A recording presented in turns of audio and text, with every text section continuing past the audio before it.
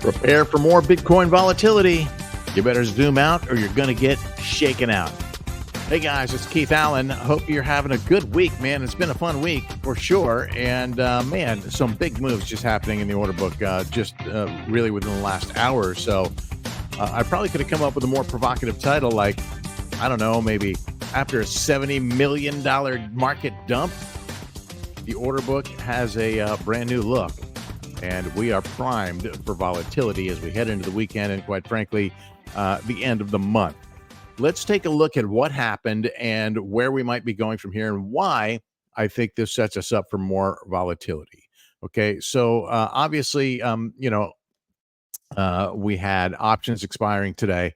Bitcoin monthly options expired, and we really didn't touch the boundaries. I posted a chart last night kind of highlighting those boundaries and some of the key levels.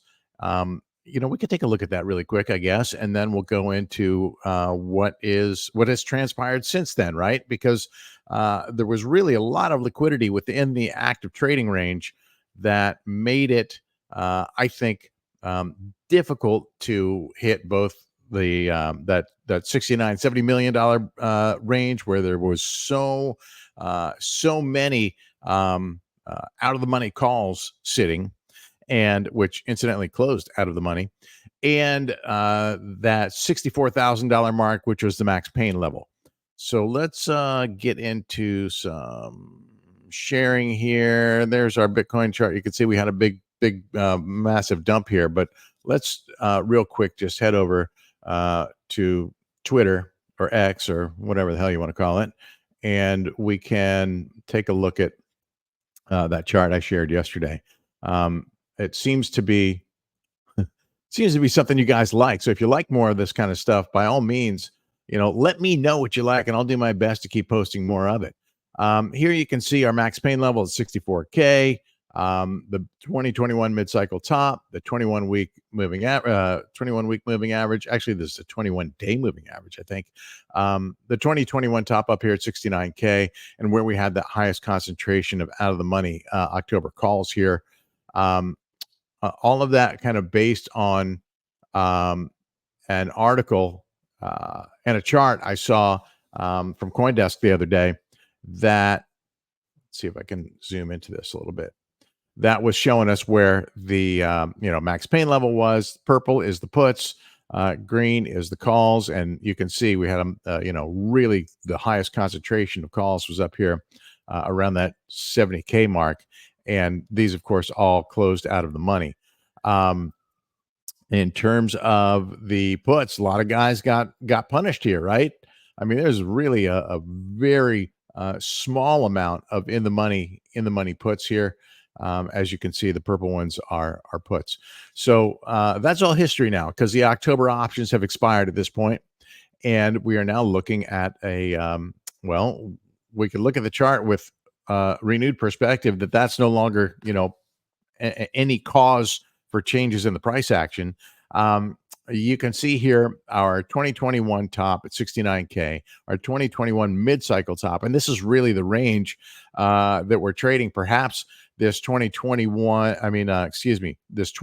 week, we're on the day chart. This 21-day moving average could get retested here, as could this mid-cycle top here.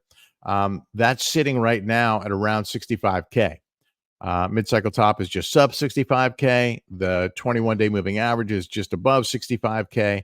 A retest here, certainly possible, as is, if we zoom out to kind of that broader range, which is really, I think, the range that we're still in, is the 21-week moving average, which is actually down here around 62.7K. You can see we had a number of candles that interacted with this level. None of them have had a full candle body, including last week's above this 21-week moving average. So now this week we're looking for a close above this 21-week moving average without a wick below. It would be the first one for that to happen. And of course, coming very soon. Today's the 25th, right? So we've got like a week, not even, for our monthly close. And this also would be the first opportunity to get a monthly close back above this 2021 mid-cycle top, and potentially higher. So we'll have to see how that all, pardon the pun, shakes out, right? So now I want to show you what happened in the order book that was, I think, caught a lot of people by surprise, and I did not see. Um, I haven't been watching the news super close today, so if you guys know of anything that might have triggered this dump, by all means, please share it. Before I go any further, I just want to shout out to everybody who has supported me here on the Bit Break live streams. I appreciate you guys. If you haven't done so yet, please take a second to smash all the buttons, the like, the share, especially the subscribe button up there in the up top, that little bell up there on YouTube, so you don't miss any of these live streams. Live comments are also open if you guys want to chime in, ask questions, or share any insights. Game Zone coming in with a question: could price go deeper? There was a massive dump, very hard to absorb by buyers. Yes, that's a good question, and that's exactly what we're going to climb into here. Game Zone, I appreciate the follow, man, and the question. So let me show you what we saw here on FireCharts. Big dump here. And, people see a big move here out of the Brown class and they go, oh my gosh, that was a lot of money. Well, all of these moves right here in this normalized view are just that. They're normalized. And each order class in this bin CBD is showing its moves up as buying, down as selling. These are market orders.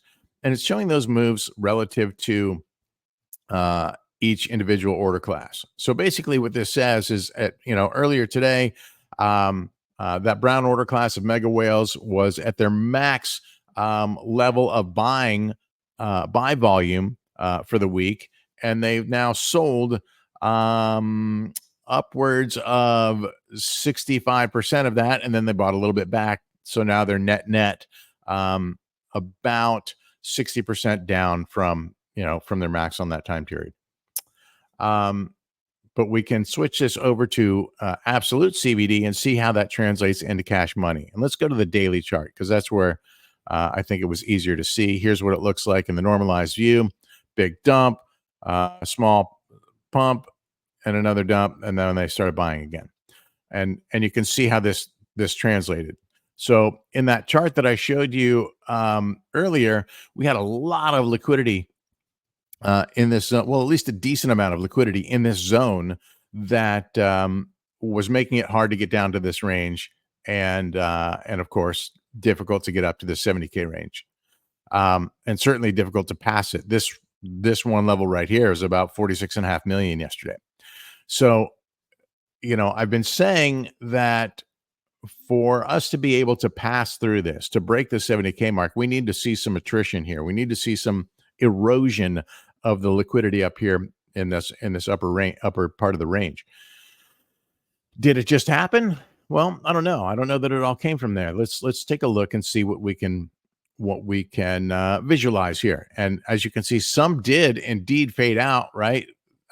Yesterday we were upwards of 46 million. Now we are at what, 45 million? So only $1 million came off of that 70K level. That certainly isn't enough to do this, for this move. And as I was saying, when we switch to the absolute value, we can see what each different order class did and what the sum of all classes did, right? So at this point, prior to the dump, that Brown order class was up about 7 million on the day in terms of market orders. Then they sold. Well, they sold pretty much all of it, with the exception of about $280,000. And then they one buyback and then $1 million buyback. No great shakes out of the Brown class there. I guess that $6 million sell is significant. But if you look at the blue line here, this is the true CVD. This is the sum of all order classes. And what we can see is prior to that flash dump, that was up at about 25 million, negative 25 million. So all order classes, were net minus 25 million in market orders. And that came down to minus 95 million in market orders. Do the math. That's roughly a $70 million market order dump very, very quickly from 1025, from 1750 down to 18. So in 15 minutes, 70 million in less than 15 minutes. Um, Pretty interesting. Now, I would have expected to see a move like this happen around that options expiry, but it didn't. So I'm wondering if anybody's seen any news that may have triggered something like this. What is okay? So I did see a glimpse of this Wall Street Journal exclusive crypto firm Tether is under federal investigation, possible violations of sanctions and anti-money AML rules. You know, we've seen, how many times have we seen this FUD? It's been a while since we've seen this kind of FUD from Tether. Tether CEO apparently denied that, and you got to verify this stuff for yourself, guys. I'm looking at this live, so not don't have a chance to go through the verification process live, but we've seen stuff like this really as long as I've been in crypto. We've seen this kind of FUD around Tether, and I'm not here to weigh in on whether it is or isn't happening. But I can say this: in terms of how we trade, it doesn't really make a difference. We know what our levels are. We know what our invalidation levels are. We know what our targets are. So this is more FUD. It's more noise.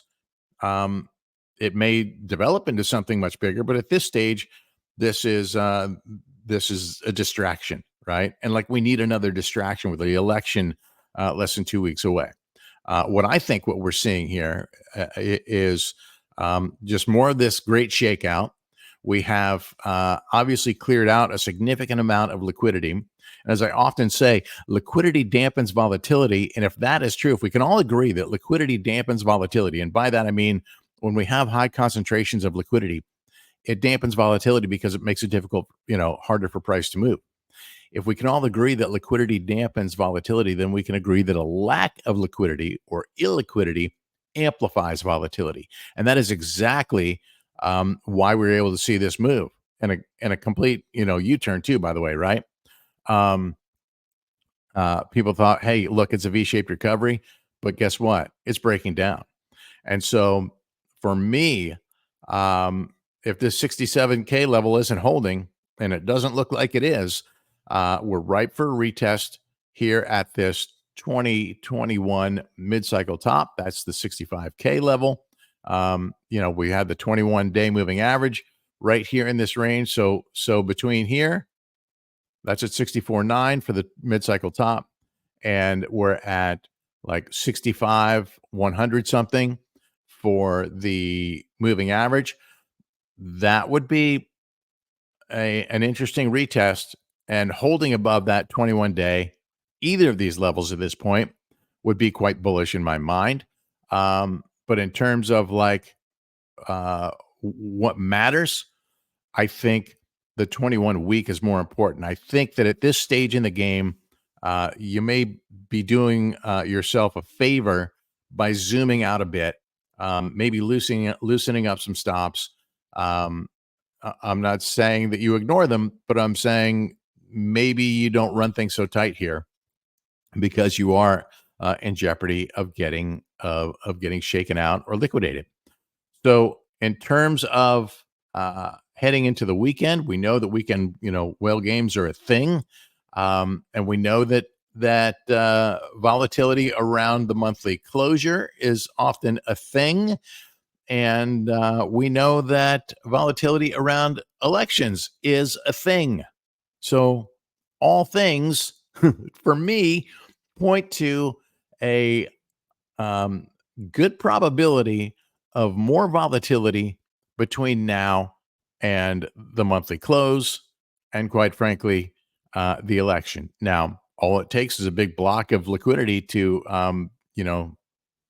dampen that volatility. But at the moment, we're pretty opened up to the upside in terms of liquidity, right? There's not a lot here. In other words, not much friction to keep us from going back up to this level. And there's not a ton of friction to keep us from going down here. How much lower could we possibly go? Well, that's a great question. Let's go ahead and zoom out and see where the bigger concentrations of liquidity are. and you can see that 65K level still is the highest concentration of bid side liquidity. Obviously, more to the upside on the ask side of the trade, but we've got a new $20 million, $19 million wall holding us down below 67K right now, trying to push things down here one more time and conceivably lower. Although I'd like to see things hold here above the 65K level. I think that would be healthy. If we go lower, I'm happy to buy down. And I'll tell you, as I mentioned this the other day, in terms of my targets, and gosh, you got to do what works for you. I did pick up a little bit on the dip the other day to this level. I would be happy to do so at this 21-week moving average if it should hold. And I would probably wait to see if it holds before I bought there. If not, I really like this 50-day moving average. You can see we had 50-week moving average. You can see we had a test back in August 5th. That was our first dump down to that 50, it went sub 50K. But when we look at it on a line chart, and I'll show you this, it actually recoiled back for a close around that 54K level, which is where we got this double bottom from. And you can see that was another retest of the 50-week moving average, a third retest here, the 50-week moving average. And so that would be a sound place. That's it. At the moment, that is hovering around 58K. Now, not a lot of people want to see that breakdown right now. And nothing says that any of these levels have to hold. If this level did not hold, I would obviously then go to the trend line, and the trend line, which began back at the FTX crash in November 2022, to me is the strongest spot on the chart in terms of potential foundational support for the next leg up. And as far as I'm concerned, fundamentally, things are strong enough for me to think that we will still see a new all-time high sometime during 2025. Obviously, there's a lot of speculation over the election of who's going to win, blah, blah, blah, noise, noise, noise. Yes, there will be a knee-jerk reaction to the election. I think we all know where the crypto loyalists are. And, but something to consider, you look at these Polymarket polls, for example, American voters can't participate in Polymarket. It's actually not permitted here in the U.S. So even though those they've got offices here in the U.S., that's not American voters placing those odds. So all of you speculators around the world can bet all you want, but that's not indicative necessarily of what the voting population is doing. So I wasn't really aware that Polymarket was not available to Americans until just this week. So that was some insight for me that I found eye-opening. Whatever the case may be, we know that the crypto market is who the crypto market is aligned with, and if that guy wins, then we could probably expect a short-term spike in prices before things settle down and get back into the normal trajectory. Likewise, if Kamala Harris wins, then it's largely believed that we'll see another pullback in price. But I believe, and a lot of other analysts believe, that once the dust settles on this election and whomever wins takes office, that price is going to normalize and go back to whatever trajectory is meant to be for Bitcoin. And I think most of us know what that trajectory is. In case you're wondering, it's up. So with that, I'm going to give you another shot at another look at the order book here before we close this out. You can see we do have a nice ladder of bids up from 65K. So it's not just what's there. And gosh, I think some of this just kind of came into place here while we're sitting here on the live stream. So there's 22, 23, another 22. That's 44. We'll call it 45. 55, 60, another 20 million there. So things are stacking up here, that can absorb, number one, can absorb and some of the dumps if we get another dump.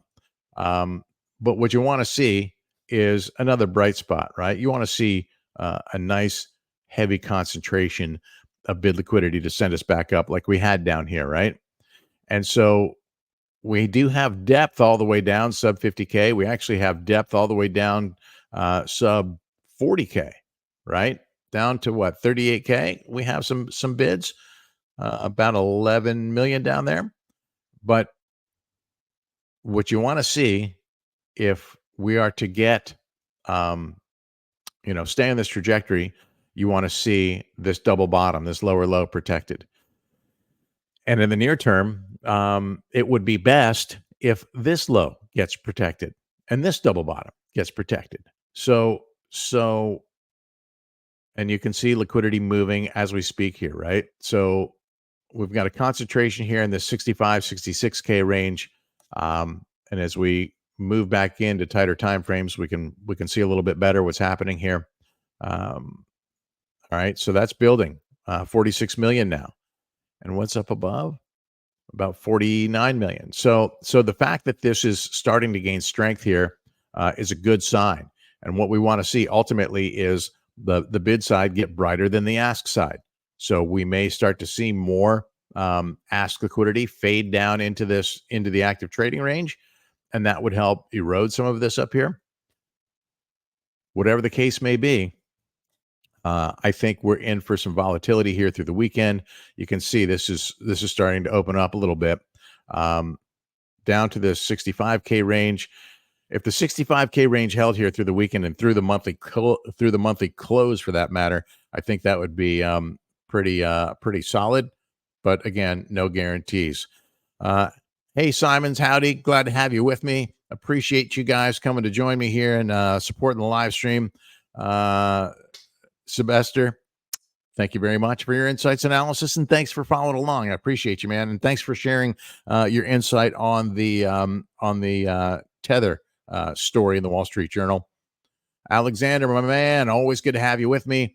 Have a good weekend to you. All of you have a great weekend, man. I got a weekend of football. Unfortunately, my teams haven't been doing too well this season, but my oldest is home from college, and she goes to my alma mater. So our team is playing our home team here. It's a big rivalry. So looking forward to that game on Saturday. And then Sunday, my Miami Dolphins are playing, and our quarterback is coming back after like an 8-week injured reserve after concussion. So whatever the case, I'm looking forward to a good weekend with friends and family. Hope you spend some time doing the things you love with the people you love as well this weekend, and just be prepared for some volatility and know that it is likely going to spike around the Sunday close, around the monthly close, and of course, around the election coming up on November 5th. Going to leave it right there. And with one last shot of the order book here, you can see we have thin liquidity to the upside up to about 68.6, and things are thinning out down to 65K, and you got some pretty good space below that too. So we could certainly, we lose that 65K level, we're certainly going lower. But I think just based on what I'm seeing right now, obviously this can change in an instant, but what I'm seeing right now, it looks like we're getting enough that might at least insulate us through the weekend, or at least until we get towards the closes on Sunday. And then what day is the monthly close? And what info do we have to be looking forward to next week that might shake things up even more? Let's see. Economic data coming in on Monday. Tuesday. Redbook's always interesting. Trade balance is good. Jolts we'll be looking at. And Wednesday, GDP will be a big one. Core PCE, also a big one. And then as we round out the month, core PCE, personal income, all of this is kind of a big deal. PCE year over year, job claims. Thursday, the end of the month, this is going to be big, man. We're going to have a lot of volatility around this being the monthly close and all. And then, of course, we have um, non-farm payrolls and unemployment coming on next Friday. So a week from today is the probably the biggest numbers that Fed watchers are looking at. And then, of course, Election Day is Tuesday, November 5th. So that's the deal right there. Alex with one more shot. What's it? Alex prefers Major League Baseball. Well, it is. Hey, 'tis the season, right? We got World Series action happening. Um, so there's that. There's something for everybody, right? Again, I'm gonna leave you with a parting shot of the order book here on FireCharts. Let's just tighten up here for the moment. Look, just know what your invalidations are, right? If you're trying to find opportunities to stack, we're still in this range, this consolidation range, and historically these consolidation ranges are good areas to dollar cost average. So you got that going. Just know that things could break down further before they get a real breakout to the upside. And with that, I'm going to say, have a great weekend, my friends. And as always, trade safe.